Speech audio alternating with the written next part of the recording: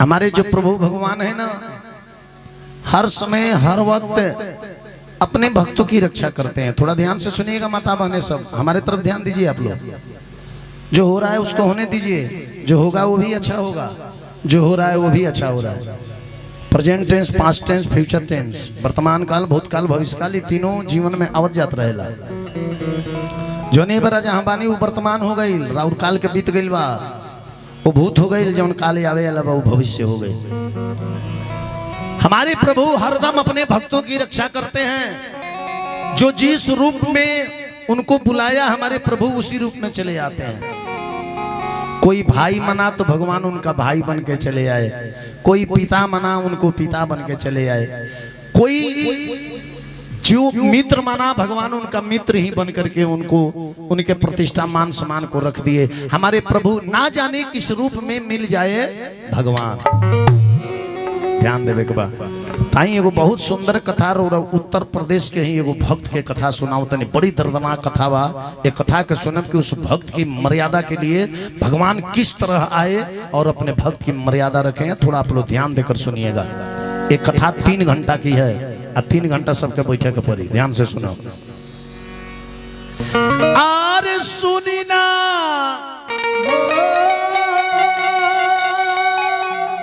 सुनावत बानी,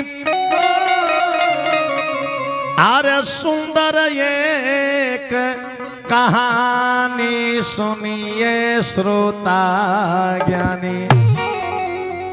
ये भक्तमाल किताब के कथा है कि हम पढ़ले बानी, अरे तवने गावतानी, अरे सुनिए श्रोता ज्ञानी।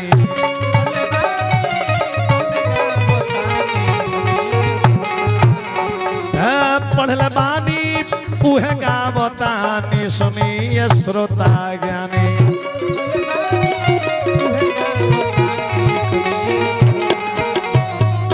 ध्यान दे, उत्तर प्रदेश के ही बलिया जिला जौन बा, पहले वैजा गंगा जी के कगरी एगो गांव रहे, जौना गांव के नाम रहे बिष्टी गांव। वो पूरा गांव बबुआन लोग के रहे, बबुआन लोग के वो गांव रहे। और वो गांव में एगो गरीब सोनार रहे, एगो, पूरा गांव भर में एगो सोनार, और वो महागरीब। 3 गो लड़का ले जा, एगो पत्नी। अब पूरा गांव भर के लोग उनकरे यहाँ मजदूरा खातिर जा। आ वो जे सोनार रहे उनकर नाम रहे त्रिलोकी।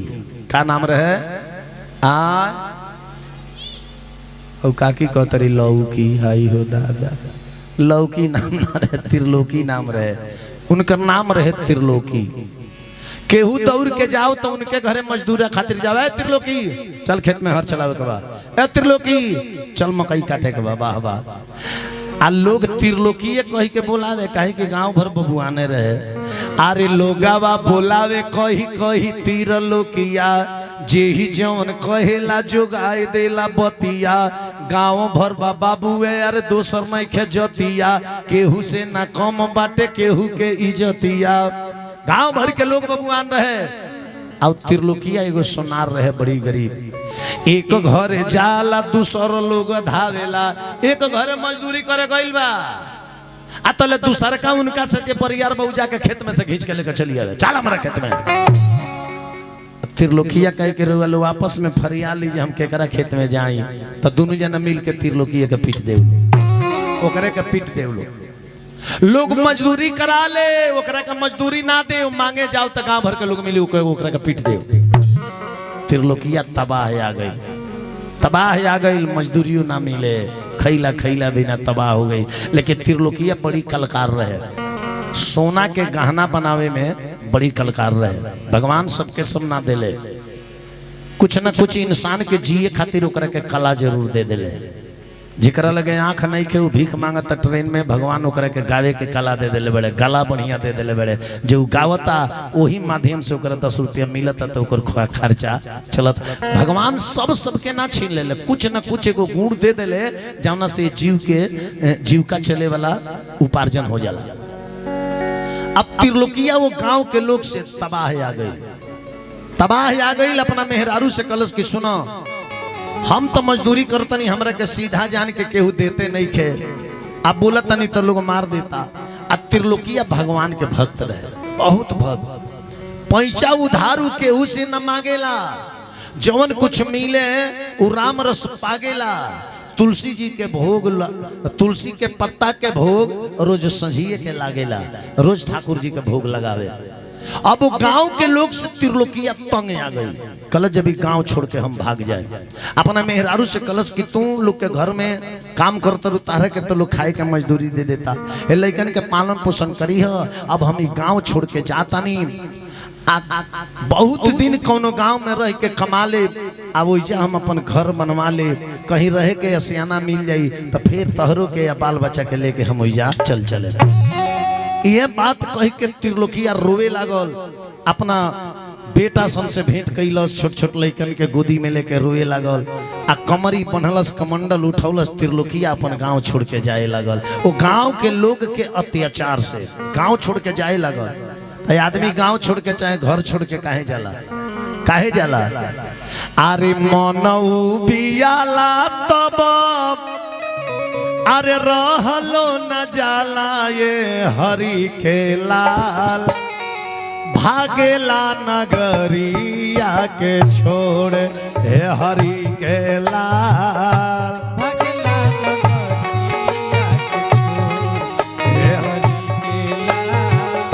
भागेला नगरिया के छोड़े हे हरि के लाल। त्रिलोकिया गांव छोड़ के भागत जाता, पहले जानता नहीं का भइल के ही रहुआ गांव घोघरा में जगह होता, वही रास्तवा में एक ठही जगह होत रहे, आ ओई में महान एगो साधु आइले, बड़ी भारी विद्वान। सारा गांव के नर नारी लो सब लो साधु बाबा का पैर छुए प्रणाम करे। त्रिलोकिया देखलस, रास्ता धके जाता देखलस, अब भक्त आदमी जी रही नो, वो भक्ति के कहीं कारोबार देखी तो जाइए घंटा जरूर खड़ा हो जाए, जरूर खड़ा हो जाए। वो जो चोर खड़ा ना हो, जो चोर खड़ा नहीं क्या हो सका, ध्यान देवे के बाद। साधु एक मिलल बाड़े बिचही डगरिया ये हरि के लाल,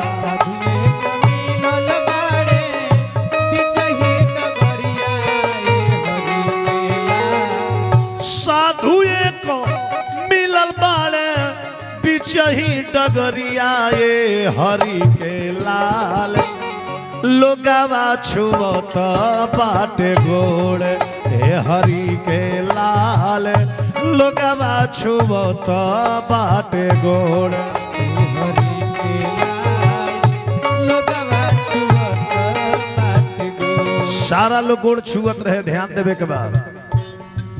तब त्रिलोकियो गई, आ साधु बाबा के लगवा बैठ के, आ साधु बाबा के गोड़वा छू के, आ त्रिलोकियो पूखा फाड़ के साधु बाबा के लगवा रोए लगा। छुवे त्रिलोकिया जाके साधु के चरनिया ये हरि के लाल,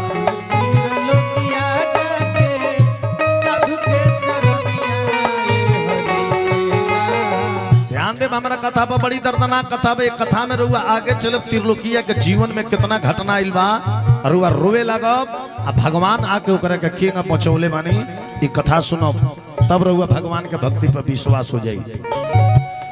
छुवे त्रिलोकिया जाके प्रभु के चरनिया ये हरि के लाल, गिरेला नये नावा से लोर हे हरि के लाल, गिरेला नये नावा से लोर हे हरि के लाल, गिरेला नये नावा से लोर। साधु बाबा पूछले कि बच्चा तू क्यों रो रहा है? साधु बाबा पूछले, संत के लगे रोए नहीं तो रोला के कारण जरूर पूछी, दुष्ट आदमी के लगे रोए कितनों बैठ के रोवे वो ना पूछी जे काहे रोता रहा, काहे रोएदा रोता था, लेकिन सदपुरुष जे बा ओकरा लगे रोवे लगे न तो रोवे के कारण जरूर पूछी। रहुआ अनजान भी व्यक्ति हो केनो तो जरूर पूछी जे भाई काहे रोता रहा। तो त्रिलोकिया कलश की बाबा हम यही से रोता नहीं, दिन जिंदगानी के पहाड़ भइल जलाए हरि के लाल।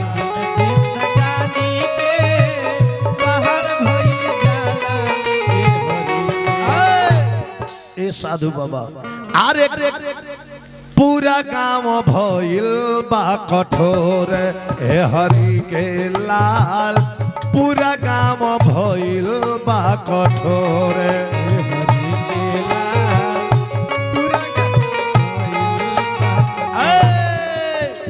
त्रिलोकिया कलश की साधु बाबा हम अपन गांव छोड़ के भागतानी। हमारा पूरा गांव के लोग दुष्ट बा, भक्त के मानी अलग केहू नहीं खे। हम साधु पुरुष व्यक्ति भगवान के भजन करी ले, गरीब व्यक्ति हैं। गांव के लोग हमारा अपन भी काम नहीं खेलो करे दे, खिंच खिंच के मजदूरी करा लेता लोग। आ लोग हमारे का मजदूरी भी नहीं खे दे, हमार बाल बच्चा खैला भी ना मरत रह जा। यही से वो गांव छोड़ के आनी गांव में जाता नहीं कि आनी गांव में जाके अपन कलगुजारी करब। साधु बाबा कहले जे कहाँ जाइब, कहाँ जाइब तू? अरे ये बताओ जे जहाँ जाता रहो तो तारा गौवा ले अगर दुष्ट व्यक्ति वो गौवा में भेटा जास तब कहाँ जाइब? ये दुनिया है। अरे तारा गांव के लोग दुष्ट बात गांव छोड़ के भागत रहो, आ जहाँ जाता रहो वही कहीं ओकरा ले दुष्ट व्यक्ति भेटा जास तब कहाँ भगवा? कहीं मत जा। जीवन ही संघर्ष है और संघर्ष ही जीवन है। जीवन से संघर्ष कर जा, तार दिन दशा ठीक हो जाई। घरे जा, घरे लौट के जा। साधु बाबा एगो अपना झोरिया में से, साधु बाबा अपना झोरिया में से एगो हेते बड़ा पीतल का मूर्ति, साधु बाबा अपना झोरिया में से एगो हेते बड़ा पीतल का मूर्ति निकाल के कृष्ण जी के अब मूर्ति निकाल के साधु बाबा त्रिलोकिया के दे दहले। अपना झोरिया में से हेते बड़ा पीतल के मूर्ति निकाल के साधु बाबा त्रिलोकिया के दे दहले। आ कहले कि लेके जा, आ यही मूर्ति के रात दिन पूरा परिवार पूजा करी हलो, तार दिन दशा पलट जाई। आज जवन गांव के लोग तरह के मारता करिया बता, यही मूर्ति के कारण एक दिन गांव भर के लोग आके तारा गोड़ पर गिरी, गोड़ पर गिरी। साधु बाबा मूर्तिया दहले नु तब त्रिलोकिया से कहले कि जन्म जन्म के दुख दलीदार,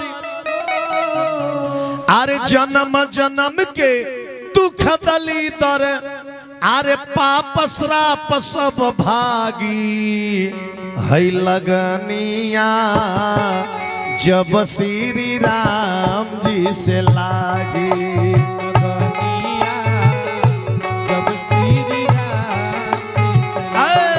है लगनिया जब श्री राम जी से लागी।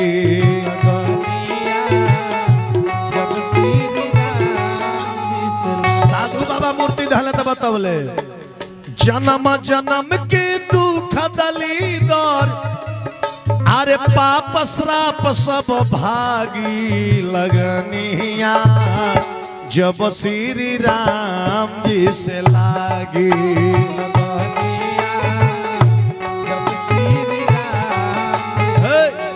रउलो ध्यान से सुनी, हरी नजर जब परी देह पर ज्ञान दीप बर जाई हो।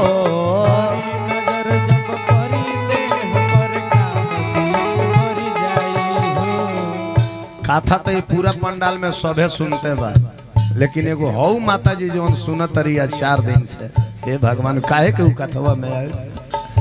हरी नजर जब परी दे पर ज्ञान दीप बर जाई हो। हरी नजर जब परी दे पर ज्ञान दीप बर जाई। उपकारी बैराग मन में हृदय अंधकार जाई हो।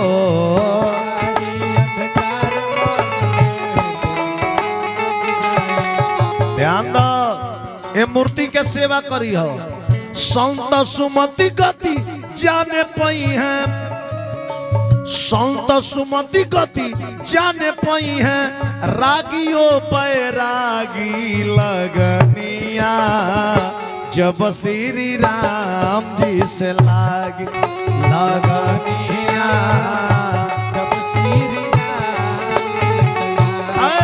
लगनिया जब श्री राम जी से लागी लगनिया जब श्री राम जी से कोनो जरूरी नहीं कि भगवान के भजन रहो मंदिर में करब ना। हरि भजन यार जहमे होई जिंदगी धन्य हो जाई हो। हरि भजन यार जहमे होई साच कहिले साधु संत लोग गीत खुशी के गाई हो। साच कहिले साधु संत लोग गीत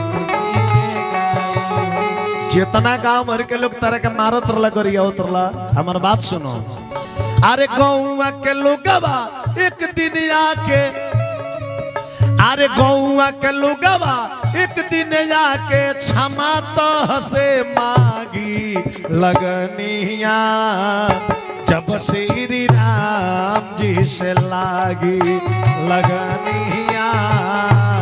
श्री लगनिया जब श्री राम जी से लागे।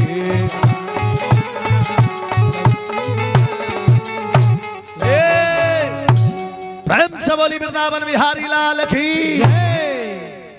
अब त्रिलोकिया वही जैसे कृष्ण जी के पीतल के मूर्ति लेके घरे लवटी आई। सवेरे गईले बाहर आ सांझले घरे मौगी कल जे का हो गई नौकरी। त्रिलोकिया कल नौकरी हम तो उ संपत्ति कमा के लिए आइल बनी जे दुनिया में ई संपत्ति केहू ना कमाला। मौगी खुश हो गई कि काली आइल बड़े ये दादा। त्रिलोकिया जब पीतल के मूर्ति निकलल तो रतिया कल जे बुझाता सोना के हो। कल जे हाँ एकरा के बेच दिहल जाई नु बड़ी धन मिली घरों दुआर बन जाई। त्रिलोकिया कल कितने अच्छा खातिर ले आइल बनी, पूजे खातिर ले आइल बनी, पूजे खातिर। मौगी कल जे बाड़ा ये दादा गईला है कमाए तो कमा के आवे के चाहिए। एगो खर्चा के गोड़ उठा लिया पूजवा में लागी कि ना लागी अगरबत्ती या धूप कपूर है। त्रिलोकिया कल जे चुप रह। साधु बाबा कहले बड़े जे मूर्ति से हमनी के जिंदगी सुधर जाई। अब उस सोनार के परिवार वो मूर्ति पलानी के कोना स्थापित कर दहले जा।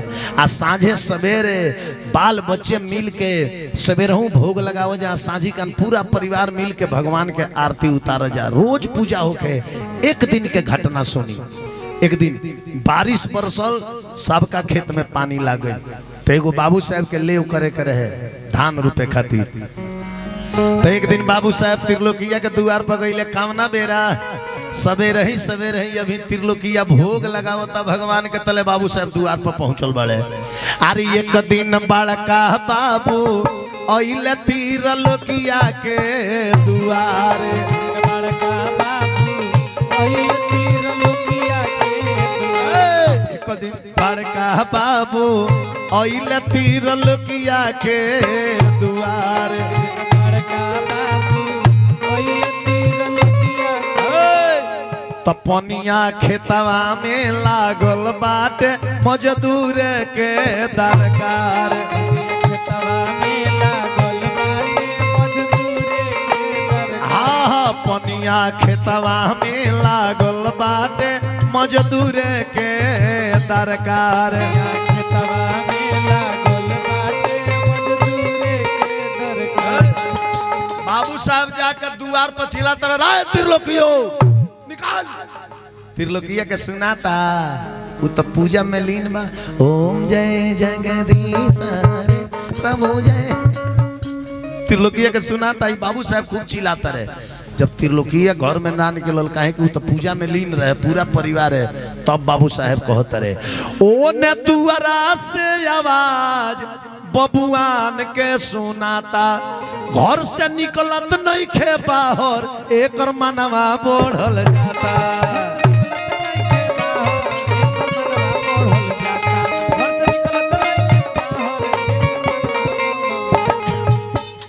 ओने दुआरा पर आवाज बबुआन के सुनात। घर से निकलत नहीं खे बाहर एकर मनवा बढ़ल जाता।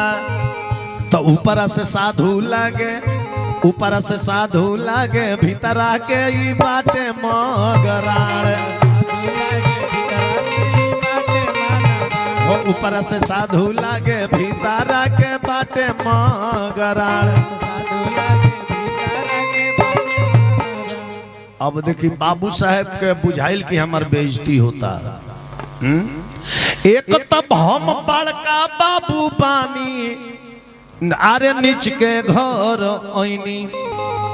एक तब बड़का बाबू बानी नीच के घरे आइल बानी। आके नीच के दुआरा बानी एई में हमर बाटे मान हानि। अरे गौवा नगरिया हमारा के जाने ला होई रंगदार।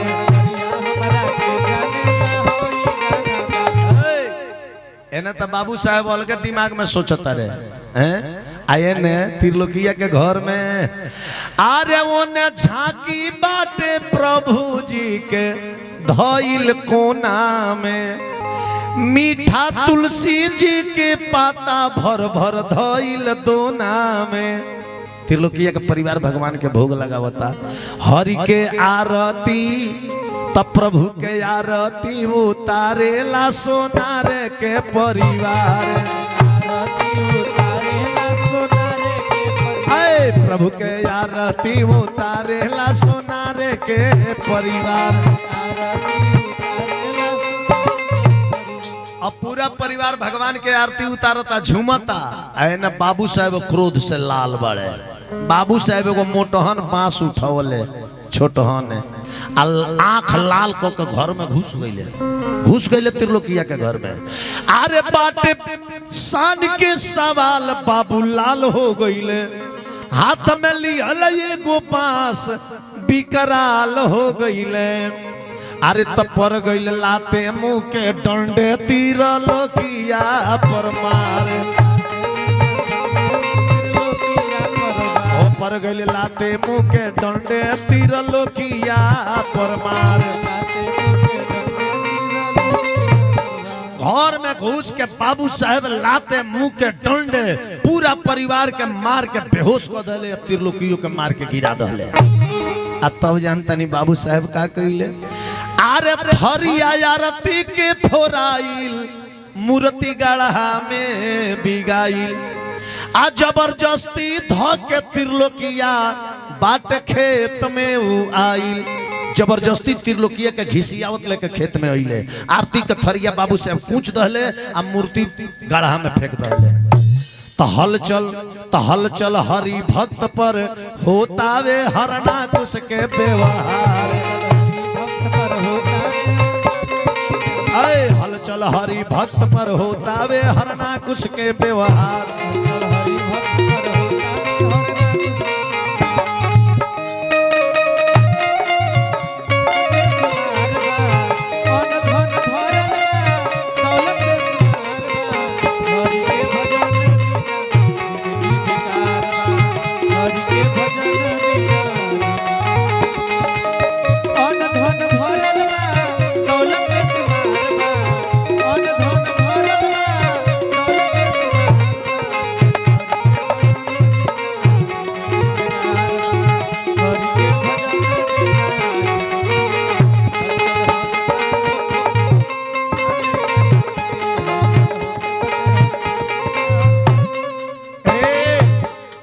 अपने पसीनवा अखिया में पड़ता नहीं तो पर पराई लगता है। इतना ही जो गर्मी होता है। विचार करी आरती के थरिया तो फोड़ दले। आ त्रिलोकिया के पूजा पर से लेके आइल बड़े। त्रिलोकिया के देह तो लेके चली अइले खेत में। लेकिन त्रिलोकिया के अभी मन बा कहवा पूजा में। मन बा पूजा में अभी आ देह तो आ गइल खेत में। अब बाबू साहब जबरदस्ती जानता नहीं का कइले। हर नाद के हर के परिहत पर ओकर हाथ धदल गले चला हर चला। उ हर के परिहत में हाथ धइले। लेकिन आंख बंद के ले अभी पूजे के भाव में बा। त्रिलोकिया पूजे के भाव में बा। आ देखी खेतवे में वो भगवान के भोग लगावता। वो बुझता जी अभी हम घर ही बानी लाठी डंडे पड़ल ओकर ध्यान ना रहे पूजा में लीन रहे। अरे रोई रोई खेतावा में हारावा चलावता। याद बीच हियारा में हरि जी के झांकी बा। अरे धूप दीप आरती के थरिया फोराइल। सुरतिया मूर्तिया के बस गईल आँखी बा। हरि के पुकार जेवन आ रही त करी ले। खैले नाही बाड़े जेवन आ रे अभी बाकी बा। त्रिलोकिया कहते सब चीज चल गई। अभी भगवान के दही ना चलौले रहनी है, अब दही चलावे के बेरा आई तले पापी आके हमरा के खींच के लेके चलिए। अरे हरि के पुकार जेवन आ रही त करिले, कपूतया के बनली त दूधावा के माखी बा। हलचल बाबा हरि जी फेंका गईले गाढ़ा में, आ खैले नहीं बाड़े जेवन आ रे अभी बाकी बा। यह सोचता आ देखी मने मन भगवान के लास्ट में दही परोसता।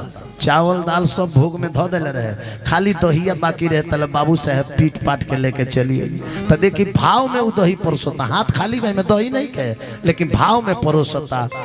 आरे मन हरि जी के आरे भोगवा लगावताटे, कहेला कि आई भर पेट खाई सारा कार। आ देखी त्रिलोकिया के भाव देखी, भाव में भोग लगावता। आरे सागता रकारी के कटोरी अलगे अलगे धरे,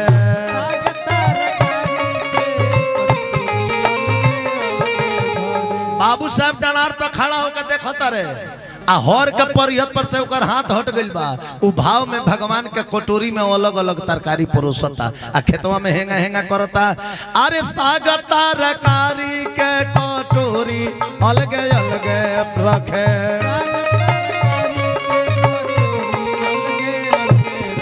हेंगा करे त्रिलोकिया भाव में। प्रभु हई साग ले लिए, हई दाल ले लिए, हई भात ले लिए। जब हेंगा हेंगा त्रिलोकिया करे नु, बाबू साहब कहले कि रे क तो ढेर मन बढ़ गइल बा, तो हमरा के रिगावता हेंगा हेंगा करता। आ वो बाबू साहब के का बुझाओ कि तो भाव में भगवान के भोग लगावता है।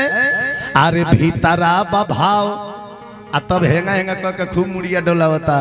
भीतरा भाव ऊपरा डोलतावे माथे,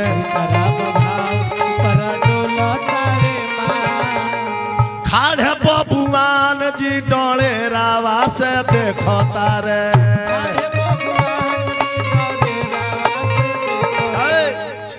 हरवा के परिहत से छूटल बाटे हाथ। अब देखी लास्ट भाव में ओकर भाव का रहे। प्रभु हेंगा जुरिया कहता प्रभु हई दही ले ले, हाथ में दही ना रहे, भाव में परोसता। प्रभु हई दही ले ले। अरे अजूरी में दहिया लेके प्रभु के परोसत बाटे।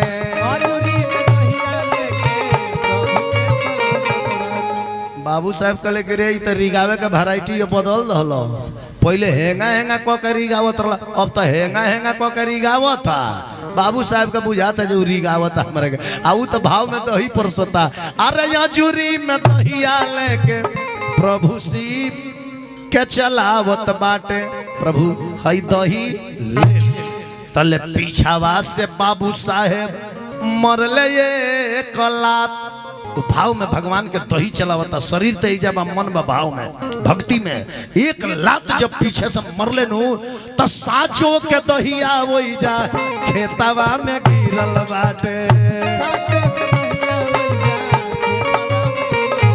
अरे साचो के दहिया वही जा खेतवा में गिरल बाटे। जब एक लात मरले तो भाव में दही परोसत रही। एक लात मरले नु तो साचो के दू नदिया दही खेतवा में छलाक दे गिर गई। बाबू साहब देखले तो कहले कि यार ई खेत में दही कहाँ से आ गई, ई तो खाली हाथे हेंगा हेंगा करत रहला, ई दही कहाँ से आ गई। अब बाबू साहब के बोली बंद। अब त्रिलोकिया कल से बताई। अब लास्ट भोजन प्रभु के बाकी रहला, खाली तनी दही चलावे के बाकी रहला।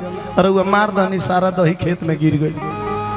कहले बाबू साहब कि रे तोरा के घर से लेके वनी तो तोर हाथ खाली रहला, दही रहबे ना कइला, ते झूठो के हेंगा कर दे, दही आइल कहाँ से। बाबू साहब समझ गइले। अब त्रिलोकिया के आंकवारी में धइले बड़े। आरे मटिया में दहिया देखी के आरे मारता रे हहिया देहिया थर थर कांपे। बाबू साहब के देह कांपे लगल कि का हो गए। अरे देहिया थर थर कांपे। कि सुखी गईले अरे एड़ी से कपार अरे देहिया थर थर कांपे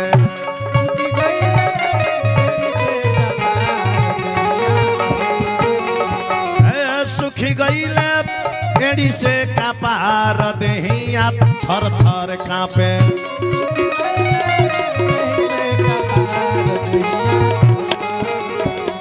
बाबू साहब रोवे लगले भैया बाबू साहब त्रिलोकिया के पकड़ के कहले कि सुननो भले अपना धन के घमंड पर तारा के मरले बानी लेकिन जहिया जहिया तारा के मरले बानी ना तहिया तहिया रात में हमारा नींद नहीं के आई।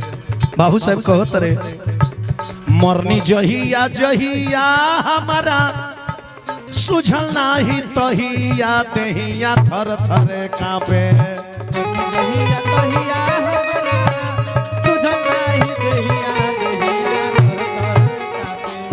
मरनी जहिया जहिया हमारा सुझल नाही तहिया देहिया थर थर कांपे कितना कितना सहलयत आचार देहिया थर थर कांपे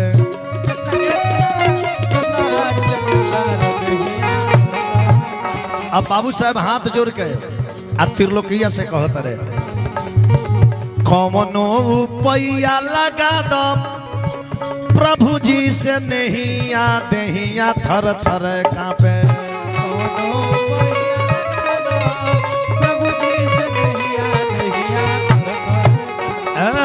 अपने जी लागे भार देहिया थर थर कांपे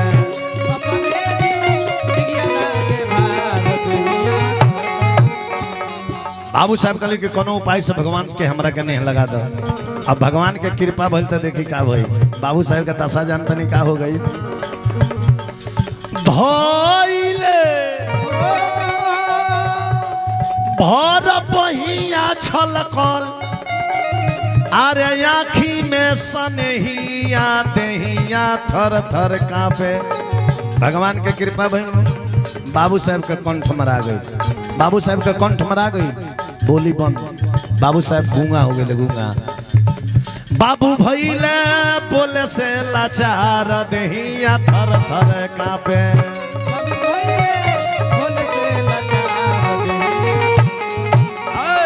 बाबू साहब के कंठ मरा गई गूंगा बाबू साहब घरे अइले मेहरारू से कहते रहे आ मौगी कहले जई का अबे तू निमने घर से कहले या का होखे लागो अब इनकरा मुंह में से बोली नहीं के निकलो गांव भर हल्ला हो गई गांव भर हल्ला हो गई कि त्रिलोकिया भूत बैठा देले इनकरा गाला पर गांव में उल्टा रिएक्शन हो गई अब तो भगवान के कृपा से भई रहे आ गांव में हल्ला हो गई कि त्रिलोकिया बाबू साहब के गाला पर भूत बैठा देले बा बाबू साहब का आवाज मार देले बा अरे सझिया सुबहिया गांव में चलई है पत कहिया देहिया थर थर कांपे अरे भूतावा हई धरवले बा सोनार देहिया थर थर कांपे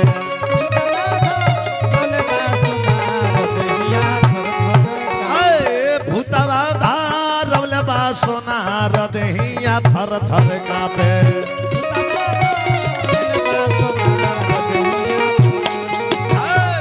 पूरा गांव में हाला हो गई कि भूत रख ले बा अब एकरा के जे मारी ओकरा देहिया पे बैठा दी उल्टा रिएक्शन हो गई विचार करी तो अब गांव में कुछ बुजुर्ग लोग रहे तो कुछ नौजवान लोग राय करे कि चल के एकरा पलानी में आग लगा देबे के सुतला में चल के पलानी में आग लगा देबे कि बाल बच्चा समेत ही में जर जसा देखी भगवान के भक्त के ऊपर कितना अत्याचार ओई में कुछ बुजुर्ग लोग कल कि ना ये अपना के साधु बनत नु तो एगो काम करे के समूचा गांव भर के सभे ये चर्चा चलावत बा आ पूरा गांव भर के नाव एगो सोनारे ही डुबावत बा बुलावा दूर दूर के साधु लोग के दिया जाई आ साधु के बीच में पड़ी तो अपने से चिन्हा जाई एगो काम करे के हमनी के गांव भर पूरा क्षेत्र के साधु लोग के निमंत्रण दे देवे के हेंगा निमंत्रण दिहल जाए कि ए साधु बाबा हमारा गाँव में आ जाए त्रिलोकी की यहाँ भंडारा बा देखिए उल्टा ए साधु बाबा हमारा यहाँ आ जाए त्रिलोकी की यहाँ भंडारा बा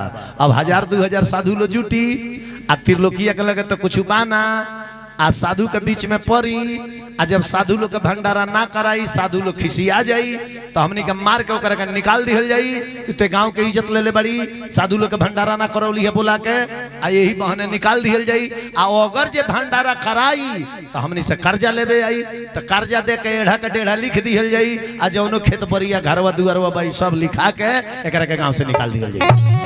गांव के लोग ई राय कही गांव के लोग ई राय कही आ देखी त्रिलोकीया कुछ नहीं खे जाना कुछ नहीं खे जाना आ गांव भर के लोग घूम घूम के साधु लोग के निमंत्रण दे दिया ए बाबा हमरा यहाँ आ जाए लो त्रिलोकीया के यहाँ भंडारा बा त्रिलोकीया के यहाँ भंडारा बा 1000 साधु के लोग कह दिया भंडारा के आ त्रिलोकीया कुछ नहीं खे जाना त्रिलोकी बैठ के सवेरे मुंह धोता रहे तले 5 जना साधु बाबा इले त्रिलोकीया देखला गोड़ लागता नहीं बाबा और 5 जना त्रिलोकी के द्वार पर बैठ गए 5 जना और 50 जना और 100 जना और आते आते त्रिलोकीया सोचल ई का बात बजे साधु लोग आके हमारे द्वारवा पर बैठ जाते हिलत नहीं खेलो धीरे धीरे 1000 साधु आ गए त्रिलोकीया जाके पूछलस कि बाबा कहीं यात्रा में रह जाता नहीं का कि का जानता जे भंडारा की का बा इ त गांव के लोग धोखा कैले रहे कहीं कहीं यात्रा बा का साधु कहल कि ना त्रिलोकी तहरे यहाँ भंडारा बा तारा यहाँ भंडारा के निमंत्रण पाइल मानी त्रिलोकी कहले जे भंडारा वो हमारा यहाँ रात के तो अपने परिवार में भंडारा नहीं का भइल खर्ची बिना भाई भंडारा कहाँ से हुई। त्रिलोकीया समझ गए कि गांव के लोग के चाल त्रिलोकीया भाग घर में आ जहाँ कृष्ण जी के मूर्तियां रखले रहे फिर गढ़ा में से लिया के स्थापना कैले रहे रोवे लगल कलश कि ये साधु बाबा के कृष्ण जी तू तो ना रहल तो हम ठीक रहनी हो आ तारा से जो तारा के जहिया से बैठौले बन तहिया से तो और बेठीक हो गई नी हई देखब 1000 साधु लोग आइल बा हमरा घर में 250 से गरम अनाज नहीं के ई का होई। त्रिलोकीया वो मूर्ति के लगे बैठ के फूका फाड़ के रोवे लागल अरे साधु लोग के देखी के जमातिया आरे गिरेला नयनावा से लोर साधु लोग के देखी के जमातिया गिरला नयनावा से लोर साधु लोग यही गीतिया के हमारे गुरुजी गाइले बहुत लोग सुतता सुते मत कथा में आरे साधु लोग के देखी के जमातिया अखिया से गिरता टेलो रे साधु लोग के देखी के जमातिया अखिया से गिरता रखिया इज्जतिया ये प्रभु जी रखिया इज्जतिया ये प्रभु जी एक ही सहारा बाटे तोरे रखिया इज्जतिया ये प्रभु जी कहीं सहारा बाटे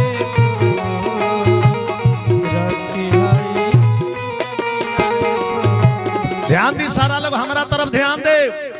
त्रिलोकीया मूर्ति के सामने रोवत कहता घर में कुछ खाए के नहीं खे दुआरा भीड़ बढ़ल जाता कृष्ण भक्त त्रिलोकीया के आफत में प्राण पड़ल जाता घर में कुछ खाए के नहीं खे दुआरा भीड़ बढ़ल जाता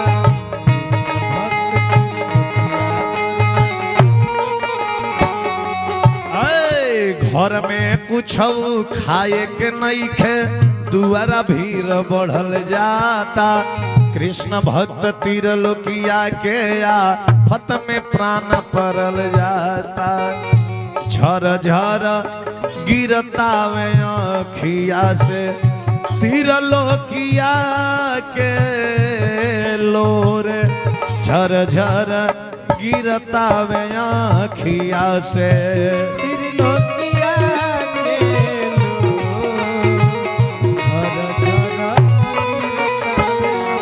इतना लो बैठल बा ध्यान दे।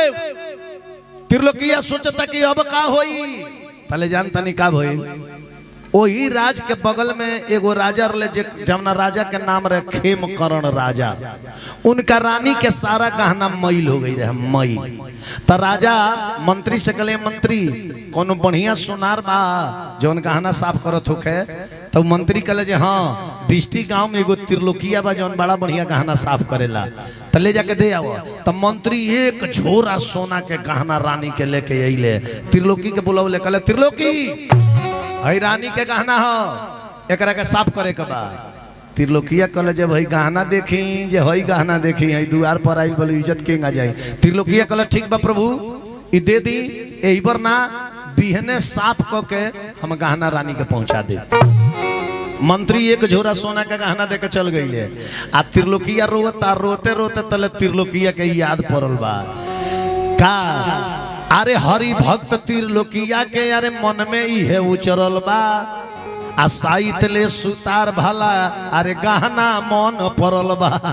एकरा मन पड़ल कि साइत ले सुतार ठीक बा, रानी के एक झोरा गहना घर में धइल बा, आई साधु लोग बिना खइले चल जाई, एही में से एगो बिका जाओ, एही में से साफ करे कहल बनू, एही में से एगो साफ हो जा, एगो यही गहनवा में से साफ हो जाओ, क्लियर। साधु लोग भोजन कली तो देखी उतना गहना में से सब गहना ना लहल, जान तनी कौन गहना लहलस? अरे ले ला रानी के कंगनवा, रानी के सिर्फ कंगन निकलत, ले ला रानी के कंगनवा, भागल बा बजरिया के ओर, ले ला रानी के कंगनवा।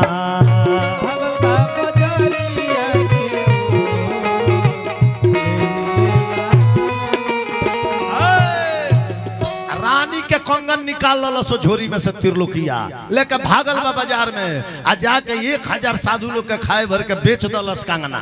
कंगना फाइनल बेच दल, साफ करे के आई रहनु, फाइनले साफ कर दल, साफे हो गई।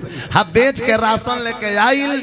अब साधु बोलस कल कि बाबा रउआ लो संत है, दूसरे के बनावल तो खाए ना, रउआ लो 100 आदमी के ग्रुप बना ली, अलग अलग चूल्हा जरा ली, अब बनाई अपन खाई लो, लिया के बर्तन बर्तन सब ढाई दलत, मार भंडारा बने लागल, साधु लोग गावे लागल भजन, आ गांव के लोग सपट के देखता। अब त्रिलोकिया के घर दुआर बिकाई, अब कर्जा मांगे आई, तले गांव के लोग देखल कि रे तो चूल्हा जोरे लागो है, तो भंडारा बने लागो। अब 1000 साधु लोग भोजन कइल, आ त्रिलोकिया का आशीर्वाद दिहल लो, आज कहल कि जा त्रिलोकी, आज से तहार नाम त्रिलोकी ना रही, आज से तहार नाम रही पुरुषोत्तम दास। का नाम रही? पुरुषोत्तम दास। अरे वो दिन से गौआ नगरिया सुधर गईले,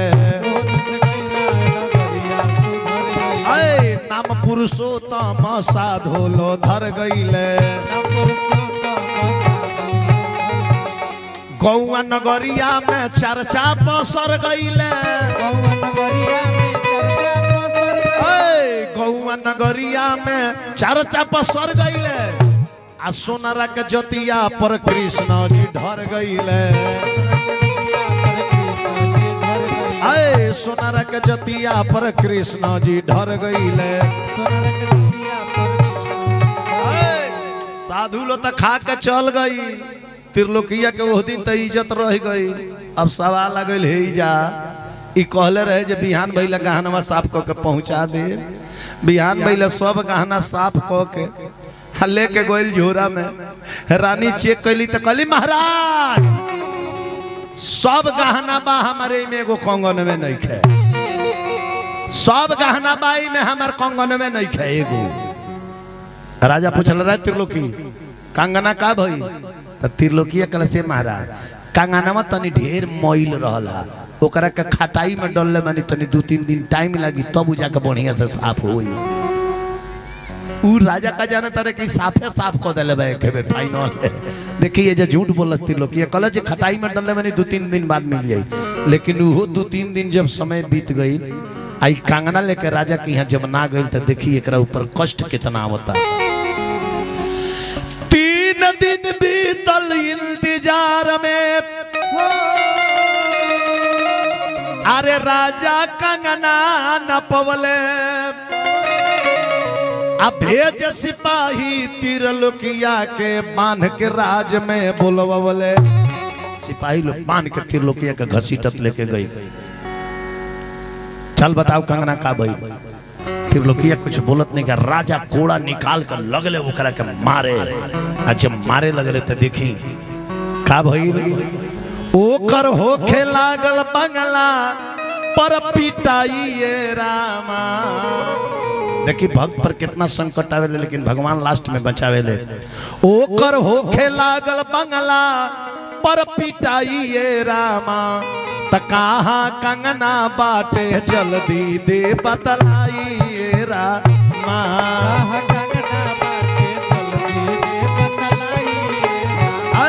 कहवा कंगना बाटे जल्दी दे बतलाई ये रामा।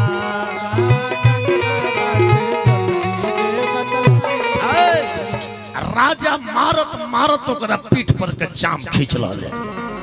चाम उतार के कहले कि इसके पीठ पर नमक दरो। जब नमक दरे लगल तो पुका फार के तिरलोकिया रोवल बा आ कहता आरे रो के कहे पुका फार जनवा मत मारी सरकार। रो के कहे पुका फार जनवा मत मारी सरकार। हो रो के कहे पुका फार जनवा मत मारी सरकार।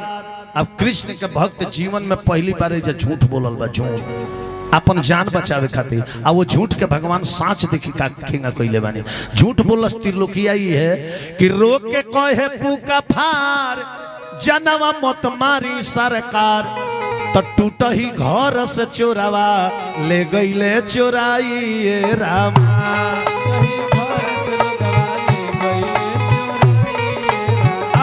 टूट ही घर से चोरावा ले गईले चोराई ये रामा।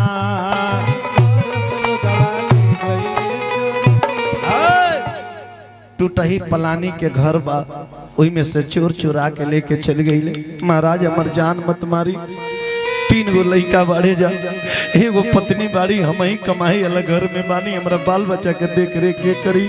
टूटल पलानी के घर में से चोर चुरा के लेके चल गई बड़े जा। राजा हाथ गोड़ बांध के तिरलोकिया के जेल में डाल दल। आ डाल के जब दोबारा मंत्री से कहले कि जब तक ये बता ना दे सही बात इसके पीठ पर नमक तरते रहो। जब दोबारा नमक तरे गईले मंत्री नो तब तिरलोकिया पुका फार के कहलच कि ये साधु बाबा के कृष्ण जी, अरे तू हमारा घरे ना इरलत हम बड़ा चैन से रहनी हो। तू साधु बाबा तक कहले कि लेके जइबई मूर्ति तो तहार दिन दशा सुधर जाई, लेकिन तारा के जइया से लेके आइल में तैया से हमार दिन दशा बिगड़ गई। पुका फार के रोलस तिरलोकिया कहलच कि ये साधु बाबा के कृष्ण जी, अब तो लागत हम बाँचे में ना मर जाए, लेकिन देखिया अगर तारा में तनको शक्ति हुई तो हमारा बाल बच्चा परिवार के देख रेख करिया। अब लागत है तिरलोकिया मर जाई। जब पुका फार के चिलैलस नु तब भगवान रुक्मिणी के संग सुतर रहनी। जानता नहीं भगवान कृष्ण के दशा का हो गई कि सूते प्रभु रुक्मिणी कैसे जिया। सूते प्रभु अरे रुक्मिणी कैसे जिया तो उठले चिहा इनुएरा। रोई रोई रुक्मिणी से बतिया, रोई रोई रुक्मिणी से बतिया तो प्रभु जी सुना इले रा। रोई रोई रुक्मिणी से बतिया तो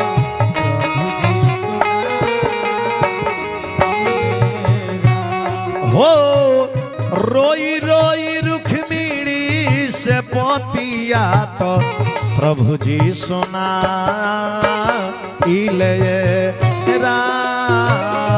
रोई रोई रुक्मिणी से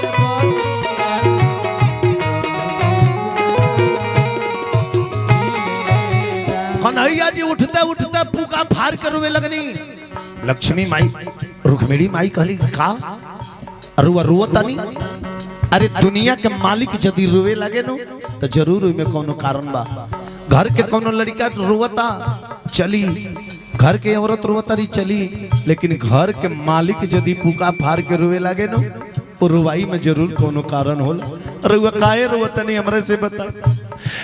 भगवान अपना पीठिया पर से पीतम्बरिया खींचनी, पीठिया पर से पीतम्बरिया खींच के कनी की रुक्मिणी तनी हमर पीठिया देखबू। रुक्मिणी देखली तो भगवान कृष्ण के पीठ के चाम छिला गई रहे, ओई पर नमक दरल गई रहे। माई रुक्मिणी कहली दुनिया में के माई के लाल बजे रहुआ पीठ पर नमक दर दे। कन्हैया जी रोए लगले, कहले कि रुक्मिणी तू नहीं को जाना। रोई रोई खींचे प्रभु अपना पीताम्बरी, हमारा भक्त के पिटाइल तो हमारा परया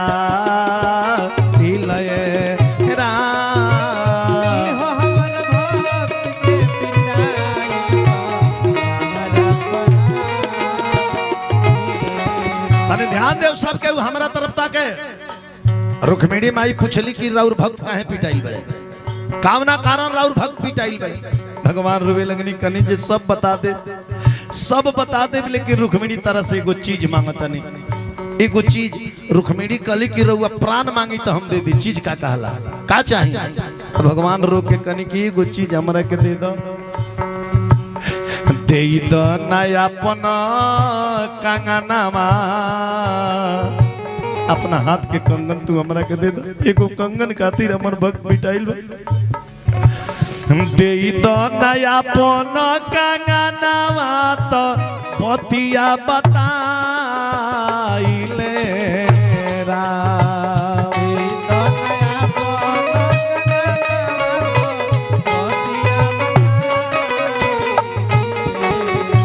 दे दो न अपना कंगनवा तो पतिया बताइले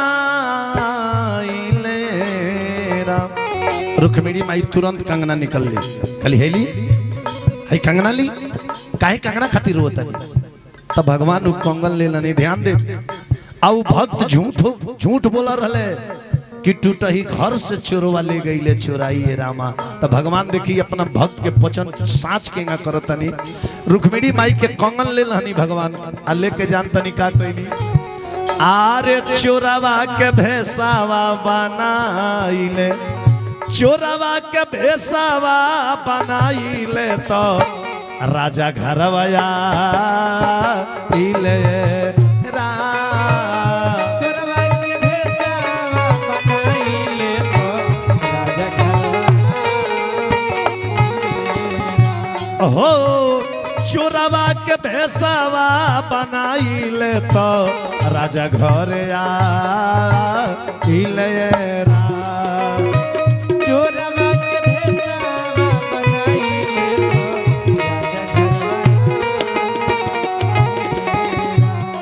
चोर का भेष बना के भगवान और राजा खेमकरण के दरबार में आई, नटखट करिया रूप चोर के एकदम भाव लेखा, आ कंगना लेके गईनी कनी महाराज हमरा से गलती हो गई बा। वो त्रिलोकिया भक्त के पलानी में से घर से हम ही कंगना चुरा के ले गए रहनी। हाँ वो हमार भक्त सही बोलल बड़े त्रिलोकी, हम ही चुरा के ले गए है, अपन कंगना ले ली रानी के आ त्रिलोकिया के छोड़ दो।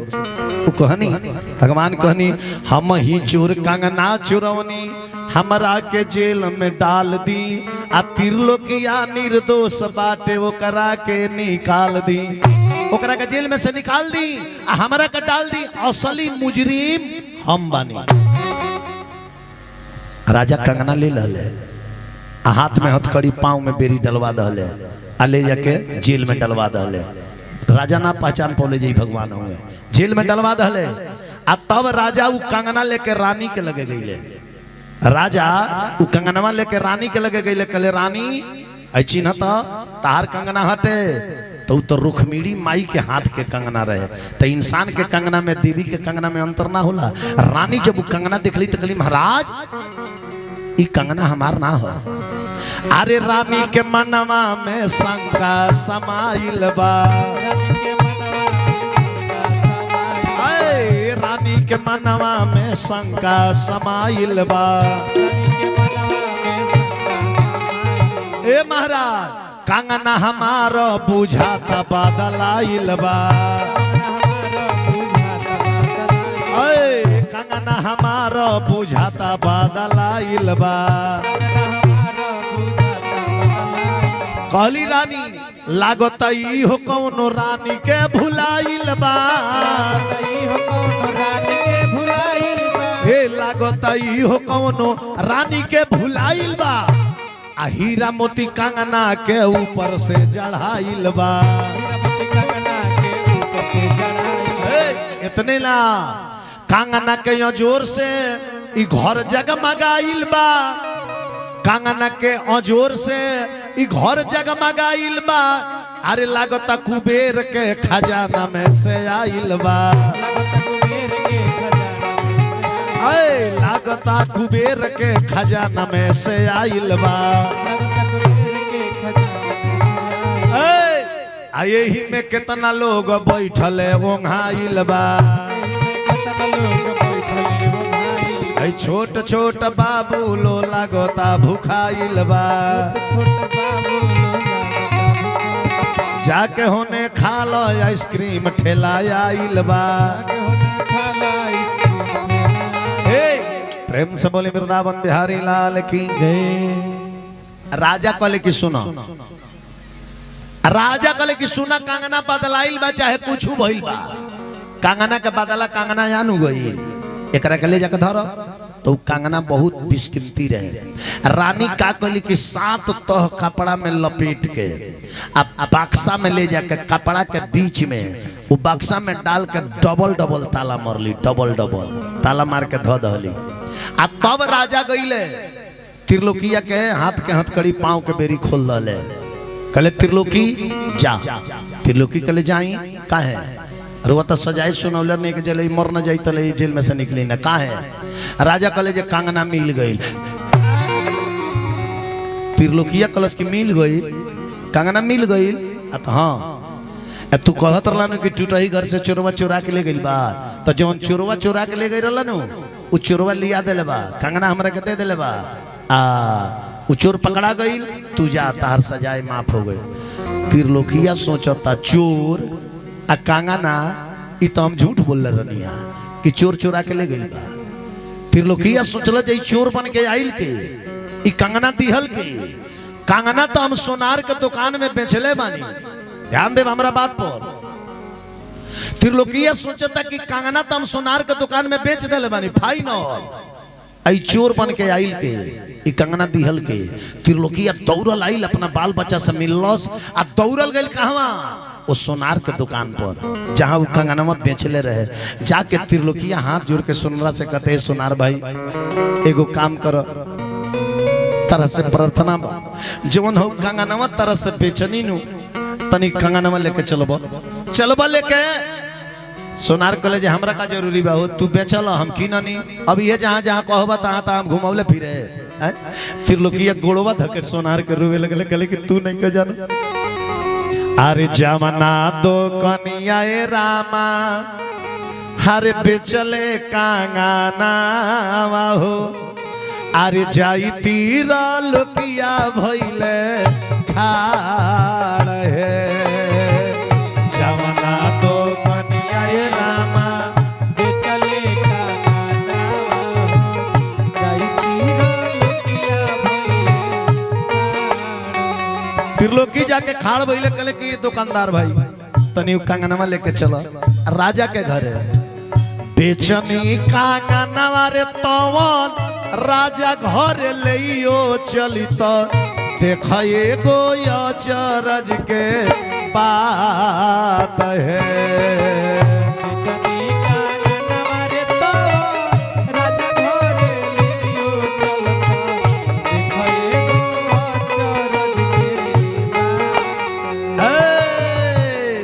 बेचनी कंगनवा रे जवन राजा घरे लियो रे चली तो देख एगो अचरज के बात है। सोनार कहले जी हमरा वैसे का फायदा हो? त्रिलोकी रोवे लगल कल कि तू नहीं कह चोरवा के भेसवा रे धोई के प्रभु मोरे आइल बानी सहतानी जेलिया में मार है चोरवा के भेसवा रे धोई के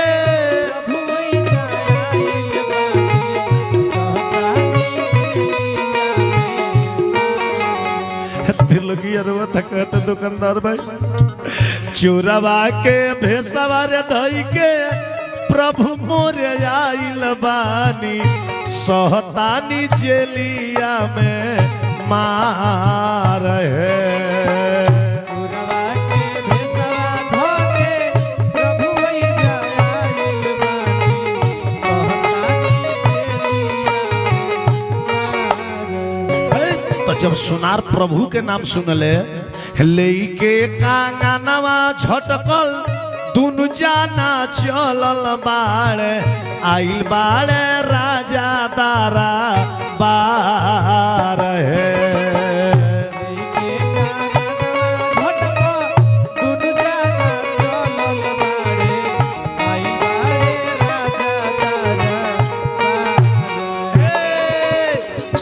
त्रिलोकी आया वो सोनार दोनों जना कंगना लेके दौड़ल बालो राजा के यहाँ आइल लो राजा देखले त्रिलोकी के तकले त्रिलोकी अब का आइल बड़ा हो तार तो सजाए माफ हो गए तू जा त्रिलोकी राजा जी के गुड़वा पे गिर गए लेके लगी महाराज रहुआ नहीं की जाना छुअता चारानावा से बोलता बचानावा से सुनिए कहा मरो निहोर रौरा राजा जी बीतल घाटानावा के करत बखानावा से अखिया से गिरता टेलोर मोरे राजा जी जी रउआ के कंगना दिले बनू जानत नहीं के हाजिर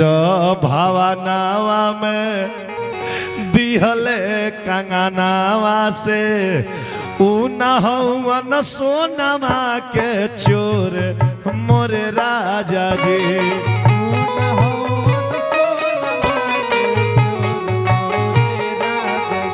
अरे महाराज उचित चोर हवन माखन चोर हवन लेकिन केहू के सोना के चोर ना हुआ अरे हाजिर भावनावा में दिहले कंगनावा से उन सोनावा के चोर मोरे राजा जी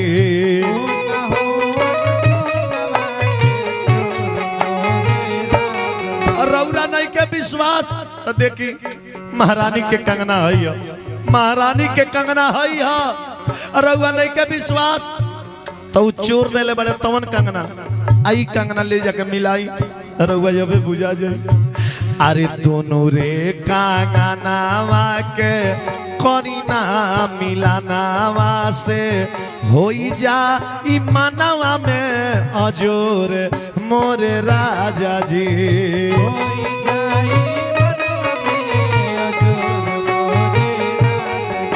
अरे होई जाई मानवा में अजोर मोरे राजा जी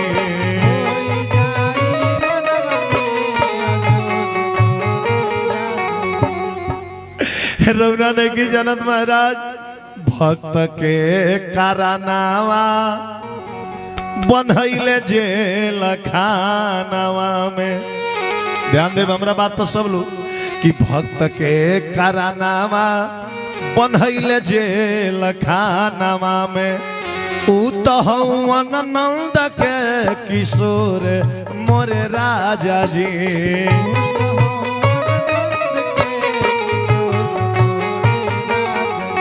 अरे उतहवे नंद के किशोर मोरे राजा जी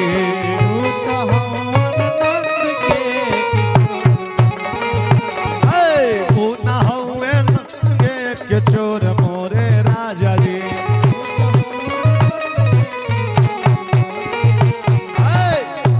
दोनों कंगना कंगना के मिलान करी अबे रउआ अजोर हो जाई। दौड़ के राजा रानी के लगे गईले, कहले रानी हौ कंगना जौन तो हुई तमना में हे कंगना के मिलावत। रानी देखली तो कहली महाराज ई है हमार कंगनवा हो, ई है हमार कंगनवा हो। अब दौड़ल बड़ी रानी है जाके बक्सा खोलो तरी कि ऊ कंगनवा से निकाल के कंगनवा के मिलाई। तो जब बक्सा खोल के देखा तरी उतना कपड़ा के तो हमें उतना बीच में डबल डबल ताला मरले रही। बक्सा खोल के झार झार के देखा तरी कंगना वही में नहीं है। कंगना ना पाता, कंगना ना पाता। अब दौड़ के राजा उतर जेल खाना में कि जहाँ चोर के पहले बानी चल के देखल जा। तो गईले तो का देखत रे हाथ के हथकड़ी पाँव के बेरी अलगे पड़ल बा आ कैदी में से ना पाता बा। जे बचपने में जेल के ताला तोड़ देले रहे ये भरे जेल के ताला के का बुझता। अब राजा चिहाइल बड़े अरे बंदी घर में नहीं खेवल के से बुझाला ये हरी, बंदी घर में नहीं खेवल के से बुझाला ये हरी। त लागल दरवाजा पर जोड़ा जोड़ा ताला ये हरी, लागल दरवाजा पर जोड़ा जोड़ा ताला ये हरी।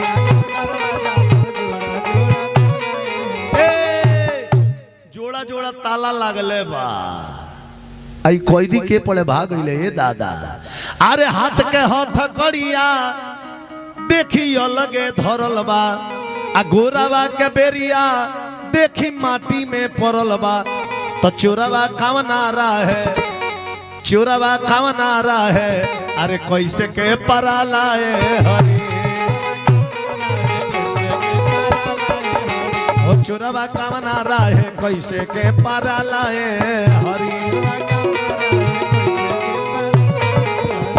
राजा रानी के लगे अइले, रानी से कहले कि दोनों ध्यान दो, दोनों कंगना के मिलाई दो, कौन ताहार हटे बतलाई दो।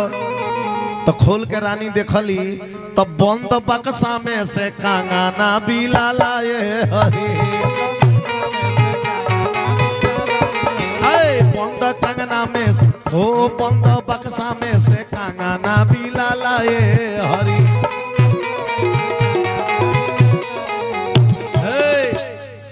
तो राजा रानी भवन में गिरल तिरल किया के चरण में। भगवान के घर में तीर होला अनहेर ना होला। राजा रानी भवन में गिरल तिरल किया के चरण में। तहरा कारण वैले नंद जी के लालाए हरी, तहरा कारण वैले नंद जी के लालाए हरी।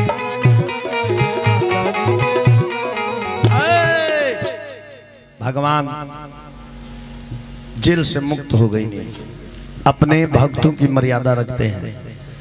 अब तो भगवान आके एगो भक्त के मर्यादा बचौनी, लेकिन ये कमेटी में भी जी खड़ा बा वो भगवान के भक्ते सभे बा, रोगो लो भक्ते बानी। तो भगवान तो ये भक्त के मर्यादा रखनी, 1000 साधु के भोजन करवले कंगना बेच के, तो भगवान आके मर्यादा रखनी। अहमनियों के परसों जब महाभंडारा बा 1000 2 3 हजार से कम साधु ना पोई है, पर बड़ी अत्याचार कैले बा।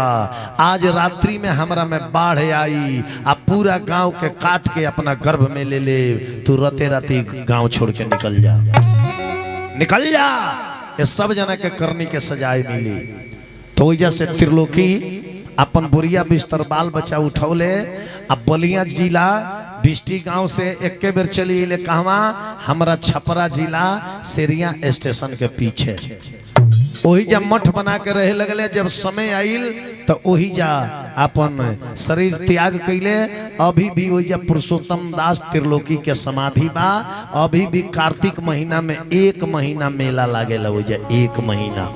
वो मेला में हमार भी कार्यक्रम रहे, हमार भी कार्यक्रम रहे, हम गई रहनी। वही में तो केहू राम जन्म, केहू राम विवाह, अनेक अनेक कथा लोग आवे। लेकिन वही के वो मेला में एगो त्रिलोकी दास के जीवनी के किताब मिलेला। तो वो एक दिन हम खरीदनी, 4 दिन के कार्यक्रम रहे। दूसरा दिन खरीदनी, रात में ओकरा के पढ़नी। हमरा उनका जीवन के कथा बड़ा अच्छा लगा। तो एक दिन भर मेहनत कैनी तेकरा के गीत संगीत लय छंद सजा के चौथा दिन रात्रि में कथा के वो मंच पर जब गौनी सारा श्रोता रोवे लगले। वो जाके डीएम आके 11,000 रुपया मंच पे इनाम दे लगले कि इतना दिन से मेला लगेला पुरुषोत्तम दास के नाम पर, लेकिन आज ले पुरुषोत्तम दास के जीवनी के कथा के ना सुनौले रला। लोग किताबों पढ़ के कथा में बोल दी, लेकिन लय छंद में केहू ना कहला। लेकिन हमने के गौनी जा आ तब से कथा जहाँ भी गाइले मैंने कथा के लोग लाइक कर लगा, रुआ लोग अच्छा लगा, लोग तो ताली बजाई था। अब देखी का भई, अरे मनवा के डोर बांधी, पहले बुझाइल कि फंस जाइए, गांव के लोग चाहल फंसावे के, लेकिन भगवान के कृपा भइल त का भइल। अरे मनवा के डोर बांधी भगती में कौशले ना फसले, पहले गांव के लोग फंसावे के चाहल। मनवा के डोर बांधी भगती में कौशले ना फसले, तो सबका अखिया में फसले ना फसले, हो सबका अखिया में फसले, हो सबका अखिया में फसले ना फसले। ऐसन बुझाइल पहले जब राजा मार के पीठ के चाम खींच रहे तो मेरा बुझाइल, ऐसन बुझाइल पहले दल दल में धसले ना फसले, ऐसन बुझाइल पहिले दल दल में फसले ना फसले। अरे वैसन बुझाइल पहले दल दल में धसले ना फसले, अरे तया के प्रभु जी निकसले ना फसले, आके प्रभु जी निकसले ना फसले।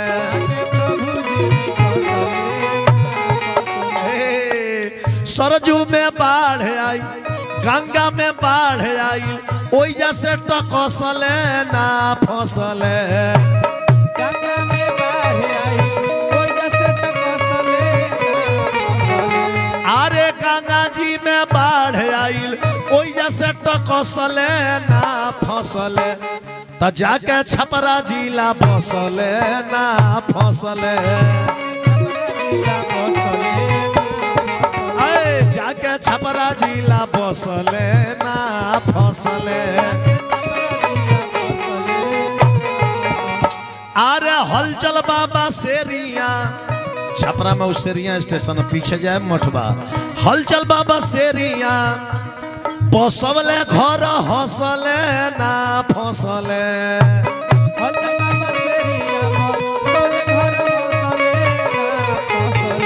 अरे हलचल बाबा शेरिया बसवले घर हंसले ना फसले, तब वही जा समाधि में धसले ना फसले,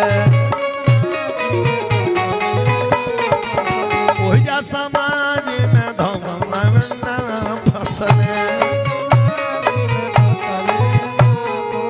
वही जा समाधि में धसले ना फसले, हो जाके प्रभु जी निकसले ना फसले, प्रभु जी निकसले ना फसले। सबका अखिया में बसले ना फसले, सबका अखिया में बसले ना फसले, साल भइरी करा हंसले ना फसले। प्रेम से बोली वृंदावन बिहारी लाल की। अब देखिए आज कथा के 6वां दिवस है, अकाल काल 7वां दिवस, हलचल बाबा के अंतिम कथा कि हम परदेसी चले जाएंगे कल तेरा शहर छोड़कर,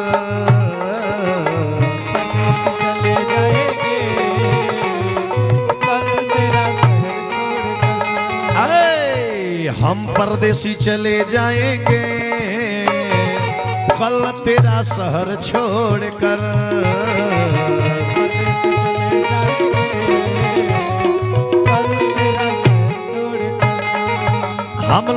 हम लोग तो चले जाएंगे, लेकिन आप लोगों ने बड़ी मान सम्मान किया।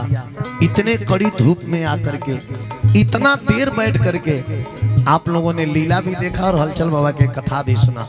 एक कथावाचक का मान सम्मान यही होता है। अगर गांव नगर के लोग प्रेम से बैठकर कथा सुन ले, वही सबसे बड़ा मान सम्मान होता है। हम परदेसी चले जाएंगे कल तेरा शहर छोड़ कर,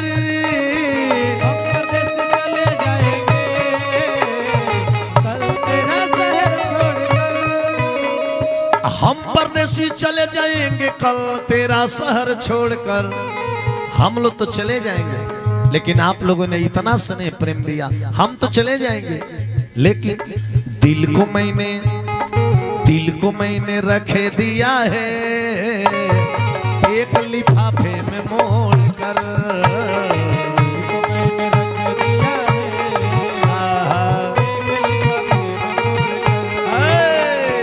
दिल को मैंने रख दिया है एक लिफाफे में मोड़ कर।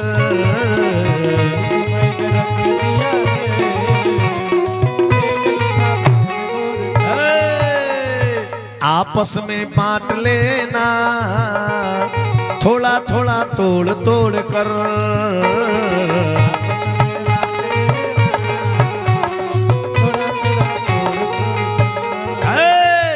प्रेम से बोले वृंदावन बिहारी लाल की जय। तब बिहने हलचल बाबा के विदाई भी बा। तो जिंगा ही दान भइला नु पहले